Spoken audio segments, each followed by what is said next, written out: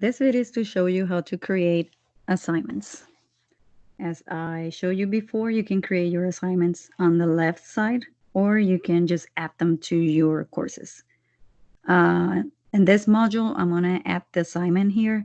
I already created a one, and I'm going to show you examples for another ones. So every time that you click on the plus sign, you're going to get this menu. And the first in the drop-down menu, there's always going to be assignments.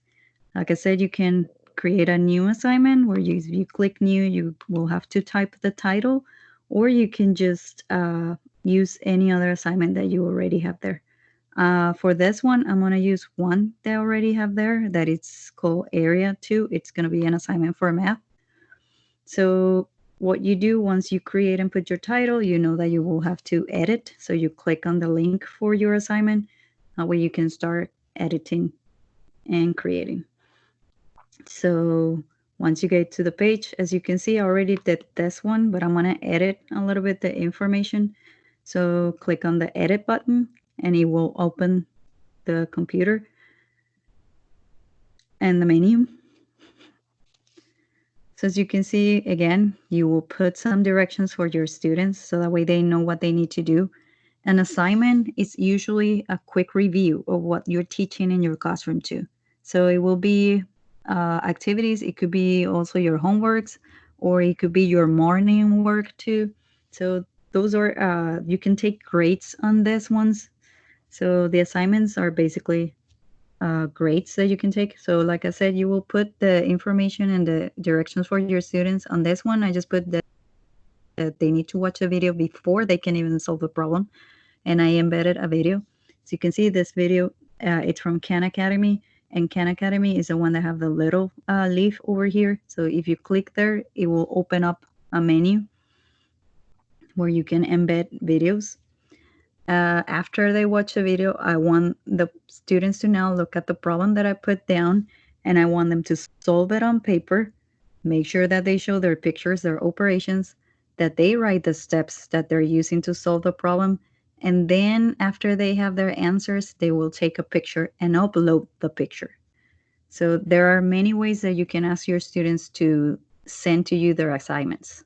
If you are in the classroom, they can do the same activity, but they will give you the paper, or they can do it in their journal, depending on your directions. As you can see, it's a area problem, and the students will have to work their problem. It does have their answer choices. That way, they have an idea of what they have to look for.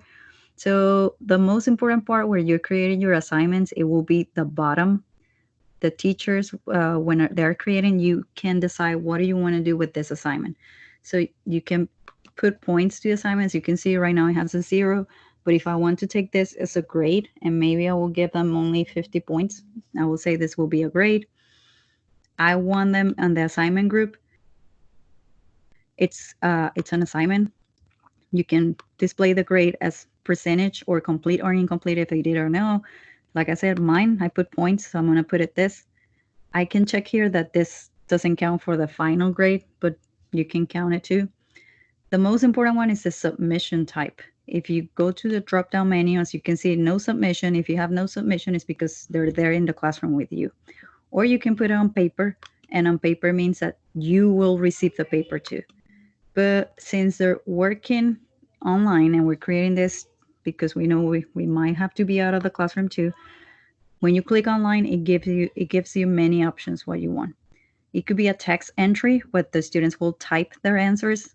They can send you links from websites that they use. They can record their videos, or they can upload files. Since I'm ask my students to do pictures, I'm gonna put file upload. Okay, and you can restrict which files. So you might don't want to get something, but uh, it's okay if you just tell them it's a picture or a PDF file or a Word document. Then you have the submission attempts. That's how many times you want them to submit. You don't want them to send you 100 pictures. You can put limited and just say how many times. I will say 2 just in case they forgot something. If it's a group assignment, it's because you already assigned groups and you know who's going to get what. You can get reviews, but we don't want that. this is super important. The sync to SIS is when we're going to sync to Skyward. Since right now we don't have access to Skyward or anything, just leave it blank. Once we're at school, and once we start school, I will show you how to do that. You don't have to click on anything else. If it's all your classroom, you assign it to everybody. Again, you can put a due date, and you can also put a day where you're going to be opening this assignment for your students. So once you fix and put all the information that you need to put over here, you can save it, and it will be save it or save it and publish, and it will be ready for the students. So that's how you create your assignments. You just put your information, put something engaging for them, something to activate prior knowledge. You can put questions. As you can see, this was a picture from another paper that we have in third grade for math. But you can help your students and put some information and just give them directions of what you want them to do. And like I said, your submission, it could be a file, or it could be, and it says right here, it will tell the students what do they need to do. A file upload, or if it will be a video upload, or any other way, or if it's a text entry. Okay. I'm going to show you an example now. This is a reading example. As you can see, this is also an assignment. Every time that you see this icon, that's a little paper with a pencil, it will be an assignment. And if your cursor just go over it, or it will show you that it's assignment. I did two of the same to show you. That one is because the students are uploading a file or a picture, and the other one is a box to submit that is a typing one. So the file picture is just the same one that we just did for math, but this is one for reading. So the teacher for this case is asking the students to write about Michael Phelps because they were talking about biographies. So as you can see, that she asked some questions, and then she said, make sure your sentences are complete. Just take your picture of your paper and upload it. So when students look at this, what you're looking over here is what students will look like too. I'm gonna switch my view. As you can see, I'm gonna change this on settings. If you want to see what the students are going to see, you can just go to settings, and on your right side where you have this menu, you have one little button that says student view, that it has glasses. If you click on that one, you will be able to see what the students are going to see. And that way you can check if it will work for your students and they will be able to submit something. So in this case, I have this work on my modules.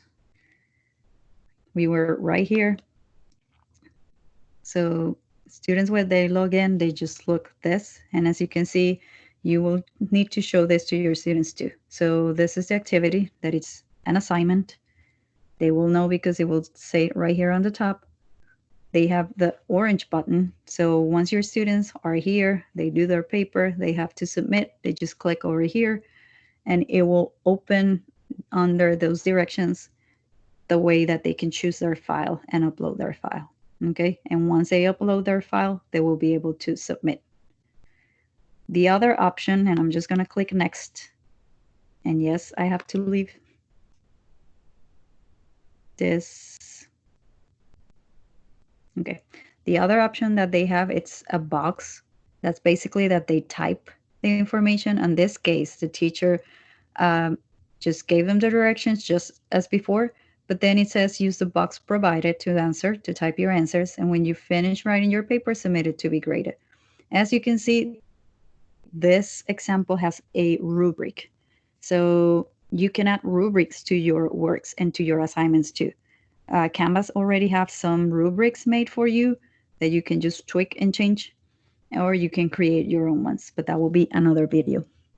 So again, if the student have to submit their assignment, they just click on the submit button and it will open the box for them to type. And once they type, they will be able to press the orange button. If I leave my student view, you can see, let's see, that you will have the option to edit this page. So like I said, there's two options. Your students can type the answers on the assignments, or they can upload files. And those files includes pictures, videos, or documents like a PDF or a Word document.